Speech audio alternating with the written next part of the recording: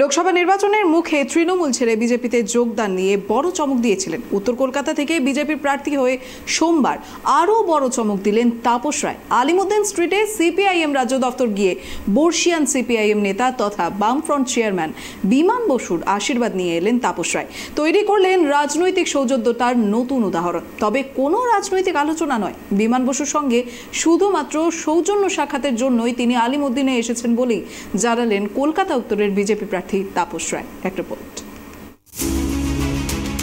বর্তমান সময়ে রাজ্য রাজনৈতিক সৌজন্যতার অভাব নিয়ে প্রায়ই আলোচনা হয়।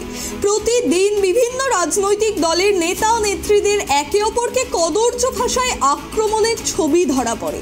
সেই পথে না হেঁটে এবার রাজনৈতিক সৌজন্যতার এক অনন্য নজির তৈরি করলেন কলকাতা উত্তর কেন্দ্রের বিজেপি প্রার্থী তাপস রায়। বামফ্রন্ট চেয়ারম্যান তথা বর্ষিয়ান সিপিআইএম নেতা বিমান বসুর আশীর্বাদ দিতে হঠাৎই আলিমুদ্দিন স্ট্রিটে এলেন কলকাতা উত্তর কেন্দ্রের বিজেপি প্রার্থী তাপস রায়।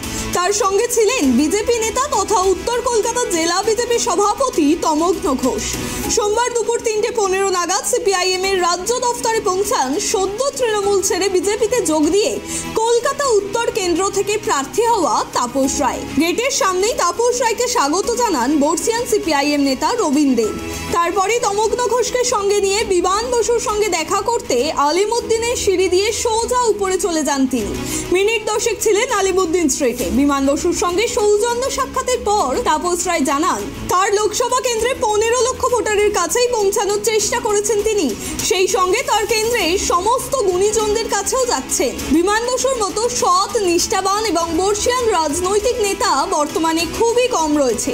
তাই তিনি নিজে বিমান বসুর সঙ্গে দেখা করে এবং তার আশীর্বাদ নিতে এসেছিলেন। তবে তাদের মধ্যে কোনো রাজনৈতিক আলোচনা হয়নি বলেই জানালেন তাপস রায়। আমার 15 লক্ষ ওপর ভোটার, আমি প্রত্যেকের কাছেই তো যাচ্ছি এবং যাব।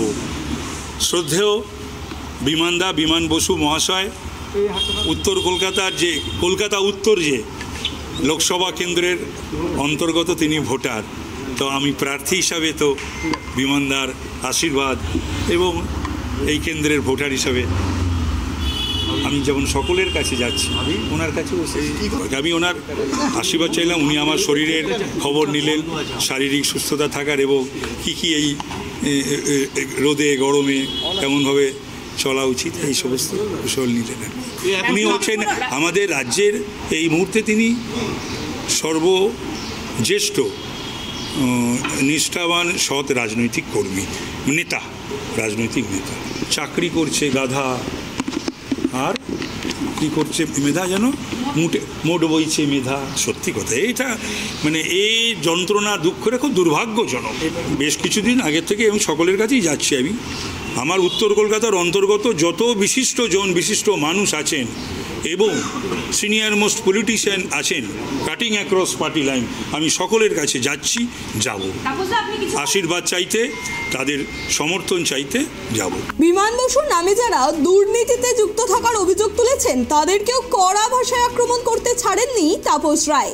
যারা বলেন বিমান বোস সম্পর্কে এ কথা, বাংলার মানুষ তাদের ঘৃণা করে এবং না জেনে বলে, যিনি বলে থাকুন না জেনে বলে।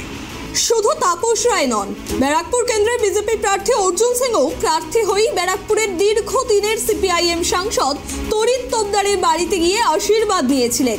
এবার সেই পথেই হাঁটলেন তাপস রায়ও। সোমবারের এই ঘটনার পর রাজ্যের শাসক দল তৃণমূল কংগ্রেস আবারও রাম বা মাতাতের অভিযোগ তোলে কিনা এখন সেটাই দেখার। ক্যামেরায় বরুণ ভান্ডারীর সঙ্গে রিমিক মাঝির report, tribe TV Bangla, Kolkata.